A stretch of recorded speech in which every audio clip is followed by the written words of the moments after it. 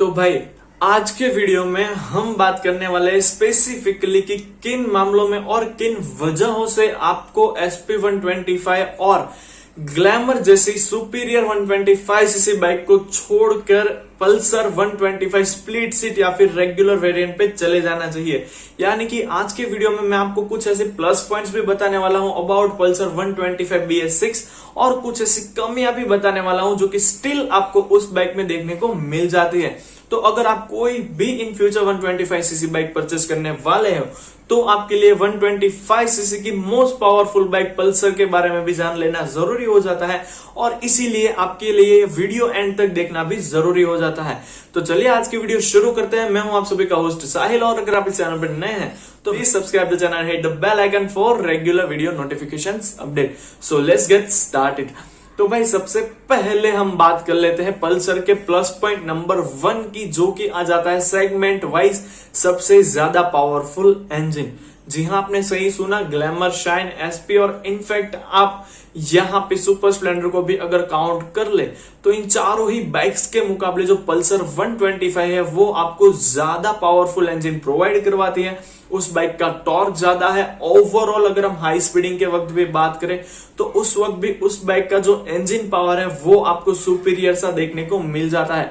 तो अगर आप 125 सीसी की बाइक इसीलिए परचेस करना चाहते हो कि वहां पे आपको अच्छी खासी पावर मिल जाए, तो बाकी दोनों ही बाइक यानी कि एसपी, ग्लैमर और इनफैक्ट यहाँ पे शाइन को छोड़ के मैं आपको सजेस्ट करने वाला हूं कि आप चले जाइए पल्सर के ऊपर, क्योंकि उस बाइक में आपको बेहद ही शानदार इंजन प्रोवाइड कर दिया जाता है।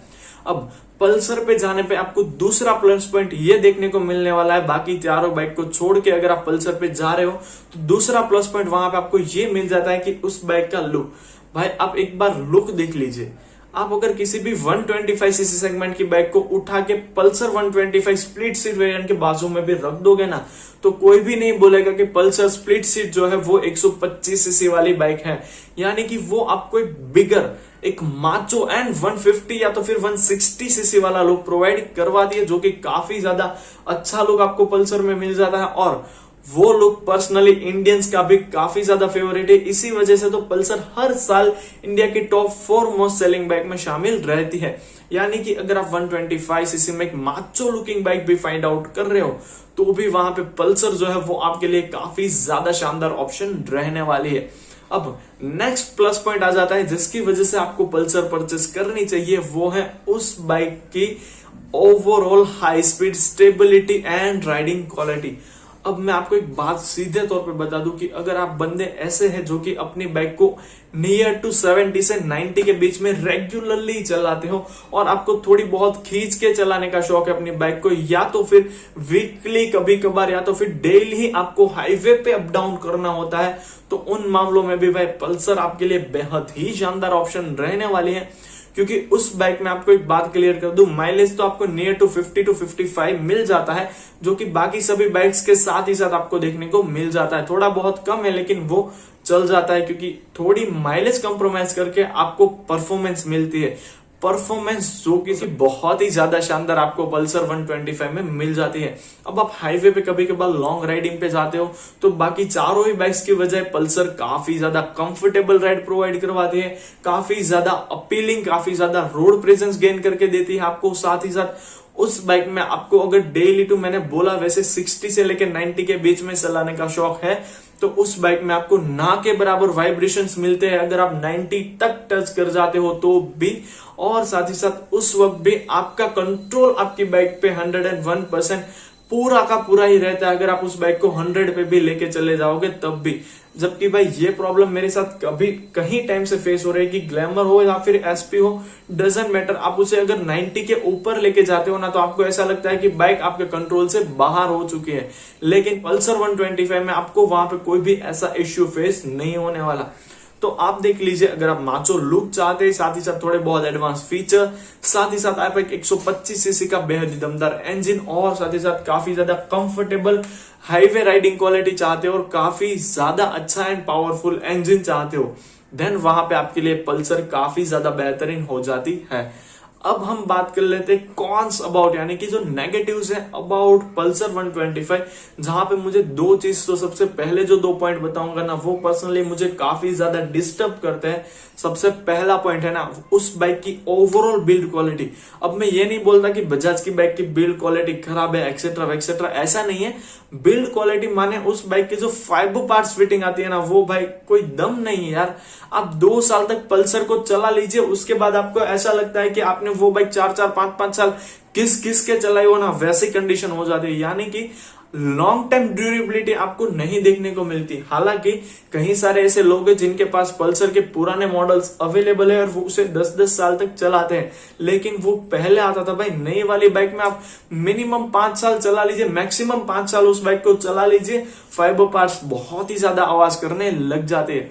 बाकी तो भाई ज्यादा तौर पे आपके मेंटेनेंस टिप्स पे डिपेंड रहने वाला है, लेकिन ओवरऑल रेशियो देखा गया है कि पल्सर की जो बजाज की बाइक्स आती है वहां पे जो फाइबर पार्ट्स आते हैं और पर्सनली पल्सर में वो बहुत ही जल्दी खराब हो जाते हैं या तो फिर आवाज करने लग जाते हैं। अब दूसरी चीज तो भाई पर्सनली हद से ज्यादा खराब देखने को मिल जाती है इंजन नोट। अब भाई आप किसी 125cc बाइक को परचेस कर रहे हो, यानी कि आपको कोई लाउड एग्जॉस्ट का शौक नहीं है, आपको बस एक सोबर सिंपल सी नॉर्मल सी बाइक चाहिए सिटी राइडिंग और हाईवे राइडिंग के लिए, ऐसे बंदे होगे तभी आप 125cc प्रेफर कर रहे हो। लेकिन भाई पल्सर में ये देखा गया है कि आप उस बाइक को, वैसे फाइबर पार्ट्स में भी यही प्रॉब्लम थी और इसमें भी, कि 3 या 4 साल चला लीजिए उसके बाद बाइक का इंजन नोट यार बहुत ही घटिया हो जाता है। पता नहीं ऐसा क्यों होता है। बजाज के इंजन बहुत ही ज्यादा ड्यूरेबल माने जाते हैं, रिलायबल माने जाते हैं, लेकिन कंपनी को इस चीज पे काम करना चाहिए क्योंकि उस बाइक के इंजन नोट बहुत ही ज्यादा बकवास सी हो जाती है।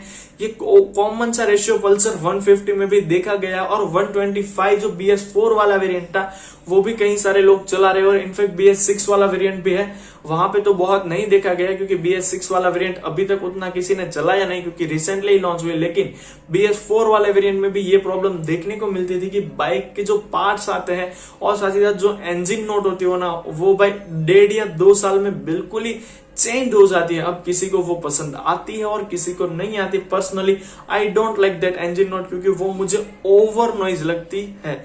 बाकी आप देख लीजिए कि आपको उस इंजन नोट से अगर प्रॉब्लम नहीं है तो भाई मैं सजेस्ट करता हूं कि आप सभी को छोड़ के पल्सर 125 पे चले जाइए। बहुत ही शानदार बाइक है। एक यार उसे क्या बोलते हैं ना, फ्रिक्शन चाहिए जब भी आप किसी बाइक को चलाते हो। अब कई सारे लोग ऐसे होते हैं कि उन्हें सिर्फ अपनी बाइक से माइलेज और माइलेज चाहिए, कई सारे लोग ऐसे होते हैं जिन्हें सिर्फ अपनी बाइक से फीचर्स एंड फीचर्स चाहिए और कई सारे ज्यादातर लोग ऐसे होते हैं जो कि अपनी बाइक से परफॉर्मेंस एक्सपेक्ट करते हैं। तो बस परफॉर्मेंस लवर्स के लिए ही पल्सर 125 को 125cc में इंट्रोड्यूस किया गया है। मैं आपको गारंटी देता हूं अगर आप पल्सर 125 को एक बार चला लोगे उसके बाद बाकी 125cc के टेस्ट राइड लेने जाना, आपको पसंद आए तो मेरा नाम बदल दीजिएगा भाई साहब, क्योंकि उस बाइक की परफॉर्मेंस आपको लाजवाब देखने को मिल जाती है। और हाँ, ये पॉइंट्स आप तब भी ध्यान में रखें जब आपका बजट एलो करता है तब, क्योंकि पल्सर 125 तकरीबन आपको 1 लाख के आसपास पड़ने वाली है। तो अपने बजट का ख्याल रखना सबसे ज्यादा जरूरी चीज है। किसी भी तरीके की ओवरलोडिंग करके शौक पूरे करने की जरूरत नहीं होती है। तो बस दोस्तों यही थी हमारी आज की वीडियो। आई होप दैट कि आपको वीडियो पसंद आया तो for more interesting video please subscribe the channel and hit the bell icon for regular video notifications updates. So thank you friends for watching this video till to the end.